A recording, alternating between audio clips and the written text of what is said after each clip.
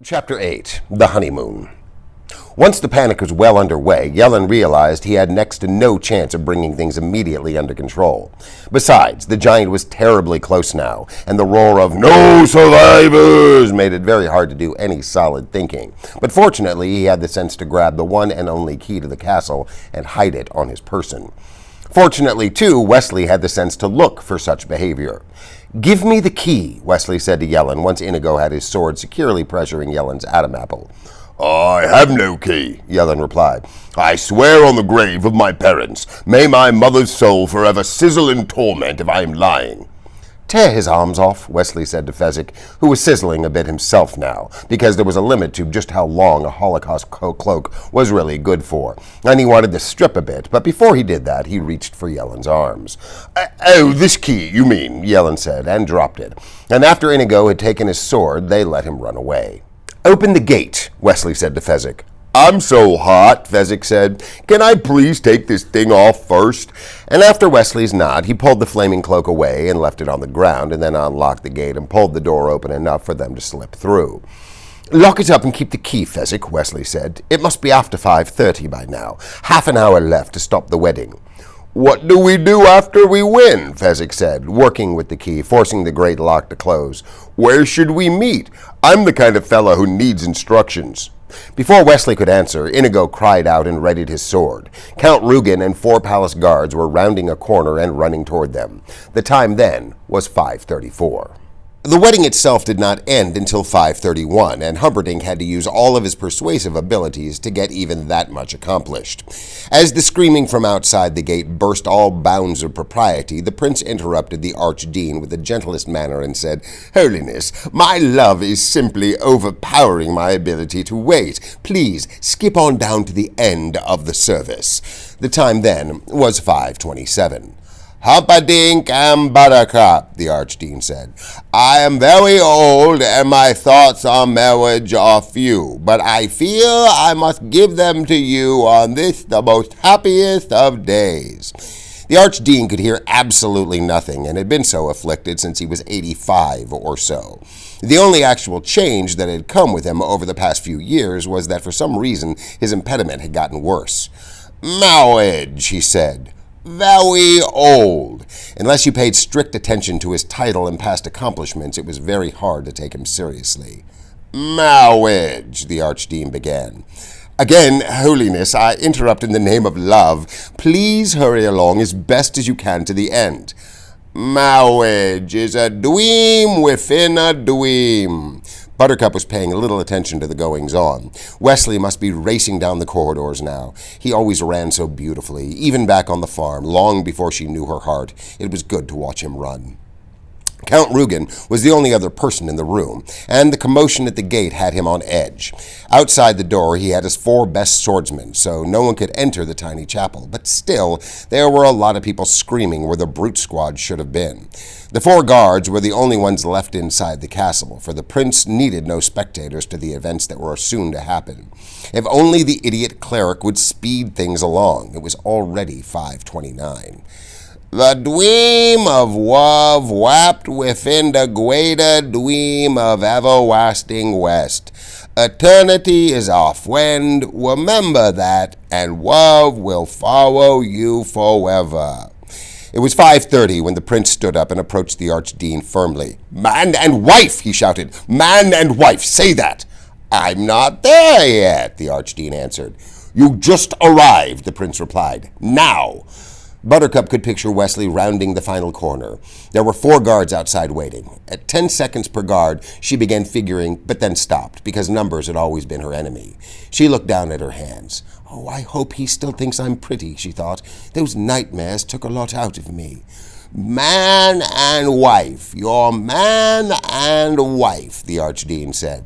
"Thank you, Holiness," the prince said, whirling toward Rugen. "Stop that commotion," he commanded, and before his words were finished, the count was running for the chapel door. It was 5:31. It took a full 3 minutes for the count and the guards to reach the gate, and when they did, the count could not believe it. He had seen Wesley killed, and now there was Wesley, and with a giant and a strangely scarred, swarthy fellow. Something about the twin scars banked deep in his memory, but now was not the time for reminiscing. Kill them, he said to the fencers, but leave the middle-sized one until I tell you. And the 4 guards drew their swords. But too late. Too late and too slow, because as Fezzik moved in front of Wesley, Inigo attacked, the great blade blinding, and the 4th guard was dead before the first one had sufficient time to hit the floor. Inigo stood still a moment, panting. Then he made a half-turn in the direction of Count Rugen and executed a quick and well-formed bow. "Hello," he said. "My name is Inigo Montoya. You killed my father. Prepare to die." And in reply, the Count did a genuinely remarkable and unexpected thing. He turned and ran. It was now 5:37. King Lothrin and Queen Bella arrived at the wedding chapel in time to see Count Rugen leading the 4 guards in a charge down the corridor. "Are we too early?" Queen Bella said, as they entered the wedding chapel and found Buttercup and Humperdinck and the Archdean. "There is much going on," the prince said. "All in due time will come matchlessly clear, but I fear there is a strong possibility that at this very moment the Guelderians are attacking. I need time alone in the garden to formulate my battle plans, so could I prevail upon you two to personally escort Buttercup to my bedchamber?" His request was naturally granted. The prince hurried off then, and after one stop to unlock a closet and remove several pairs of boots that had once belonged to Guelderian soldiers, he hurried outside.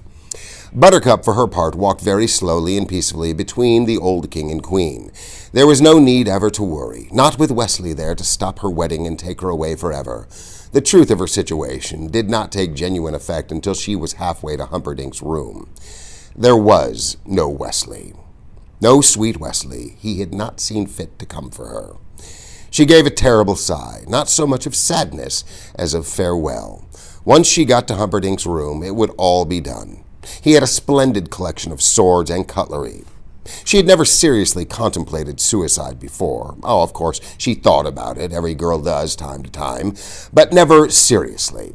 To her quiet surprise, she found it was going to be the easiest thing in the world. She reached the prince's chambers and said goodbye to the royal family and went directly to the wall display of weaponry. The time was then 5:46. Inigo, at 5:37, was so startled at the Count's cowardice that for a moment he simply stood there. Then he gave chase, and of course he was faster, but the Count made it through a doorway, slammed and locked it, and Inigo was helpless to budge the thing. "Fezzik!" he called out desperately. "Fezzik, break it down!" But Fezzik was with Wesley. That was his job, to stay and protect Wesley, and though they were still within view of Inigo, Fezzik could do nothing. Wesley had already started to walk, slowly, weakly, but he was under his own power, walking. "Charge it!" Fezzik replied. "Slam your shoulder hard, it will give for you." Inigo charged the door. He slammed and slammed his shoulder, but he was thin, the door otherwise. "He's getting away from me," Inigo said. "But Wesley is helpless," Fezzik reminded him. "Fezzik, I need you," Inigo screamed. "I'll only be a minute," Fezzik said, "because there were some things you did no matter what, and when a friend needed help, you helped him." Wesley nodded, kept on walking, still slowly, still weak, but still able to move. "Hurry," Inigo urged. Fezzik hurried. He lumbered to the locked door, threw his bulk against it hard. The door held. "Please," Inigo urged. I'll get it, Fezzik promised, and he took a few steps back this time and then drove his shoulder against the wood. The door gave some, a little, but not enough. Fezzik backed away from it now. With a roar, he charged across the corridor, and when he was close, he left the castle floor with both feet, and the door splintered. Thank you, Inigo said, already halfway through the broken door. "What do I do now, though?" Fezzik called. "Back to Wesley," Inigo answered, in full flight now, beginning chasing through a series of rooms. "Stupid," Fezzik punished himself with, and he turned and rejoined Wesley. Only Wesley was no longer there. Fezzik could feel the panic starting inside him. There were half a dozen possible corridors. Which, Fezzik said, trying to figure it out, trying for once in his life to do something right. "You'll pick the wrong one, knowing you," he said out loud, and then he took a corridor and started hurrying along it as fast as he could. He did pick the wrong one. Wesley was alone now. Inigo was gaining. He could see, instant to instant, flashes of the fleeing noble in the next room, and when he reached that place, the Count would have made it into the room beyond, but each time, Inigo was gaining. By 5:40, he felt confident he would, after a chase of 25 years, be alone in a room with his revenge. At 5:48, Buttercup felt quite sure she would be dead. It was still a minute before that as she stood staring at the prince's knives. The most lethal looked to be the one most used, the Florinese dagger. Pointed at one end, it entered easily, growing into a triangular shape by the hilt. For quicker bleeding, it was said. They were made in varying sizes, and the prince's looked to be one of the largest, being wrist-thick where it joined the handle. She pulled it from the wall and put it to her heart. "There are always too few perfect breasts in this world. Leave yours alone," she heard. And there was Wesley on the bed. It was 5:48, and she knew that she would never die. Wesley, for his part, assumed that he had until 6:15 for his hour to be up. That was, of course, when an hour was up, only he didn't have an hour, only 40 minutes. Till 5:55, actually, 7 minutes more. But, as has been said, he had no way of knowing that. And Inigo had no way of knowing that Count Rugen had a Florinese dagger, or that he was an expert with the thing. It took Inigo until 5:41 before he actually cornered the Count, in a billiard room. "Hello," he was about to say. "My name is Inigo Montoya. You killed my father. Prepare to die." What he actually got out was somewhat less. "Hello, my name is Nick." And then the dagger rearranged his insides. The force of the throw sent him staggering backward into the wall. The rush of blood weakened him so quickly he could not keep his feet. "Domingo! Domingo!" he whispered. And then he was, at 42 minutes after 5, lost on his knees. Buttercup was baffled by Wesley's behavior. She rushed to him, expecting to be met halfway in a wild embrace. Instead, he only smiled at her and remained where he was, lying on the prince's pillows, a sword beside his body. Buttercup continued the journey alone and fell onto her very one and darling Wesley. "Gently," he said. "At a time like this, that's all you can think to say. Gently." "Gently," Wesley repeated, not so gently this time. She got off him. "Are you angry at me for getting married?" she wondered. "You're not married," he said softly. Strange his voice was. "Not in my church or any other." "But this old man did pronounce—" "Widows happen every day, don't they, your highness?" And now his voice was stronger as he addressed the prince, who entered, muddy boots in hand. Prince Humperdinck dove for his weapon, and a sword flashed in his thick hands. "To the death," he said, advancing. Wesley gave a soft shake of his head. "No," he corrected, "to the pain." It was an odd phrase, and for a moment it brought the prince up short. Besides, why was the fellow just lying there? Where was the trap? "I don't think I quite understand that." Wesley lay without moving, but he was smiling more deeply now. "I'll be only too delighted to explain." It was 5:50 now. 25 minutes of safety left. There were 5. He didn't know that. How could he know that? Slowly, carefully, he began to talk. Inigo was talking too. It was still 5:42 when he whispered, "I'm sorry, father." Count Rugen heard the words, but nothing really connected until he saw the sword still held in Inigo's hand. "You're that little Spanish brat I taught a lesson to," he said, coming closer now, examining the scars. "It's simply incredible. Have you been chasing me all these years only to fail now? I think that's the worst thing I ever heard of. How marvelous." Inigo could say nothing. The blood fauceted from his stomach. Count Rugen drew his sword. "Sorry, father. I'm sorry." "I don't want your sorry. My name is Domingo Montoya, and I died for that sword. And you can keep your sorry. If you were going to fail me, why didn't you die years ago and let me rest in peace?" And then McPherson was after him too. "Spaniards! I should have never tried to teach a Spaniard. They're dumb. They forget. What do you do with a wound? How many times did I teach you? What do you do with a wound?" "Cover it," Inigo said, and he pulled the knife from his body and stuffed his left fist into the bleeding. Inigo's eyes began to focus again, not well, not perfectly, but enough to see the Count's blade as it approached his heart, and Inigo couldn't do much with the attack. Parry it vaguely, push the point of the blade into his left shoulder, where it did no unendurable harm. Count Rugen was a bit surprised that his point had been deflected, but there was nothing wrong with piercing a helpless man's shoulder. There was no hurry when you had him. McPherson was screaming again. "Spaniards! Give me a Polak any time. At least the Polacks remember to use the wall when they have one. Only Spaniards would forget to use the wall." Slowly, inch by inch, Inigo forced his body up the wall, using his legs just for pushing, letting the wall do all the supporting that was necessary.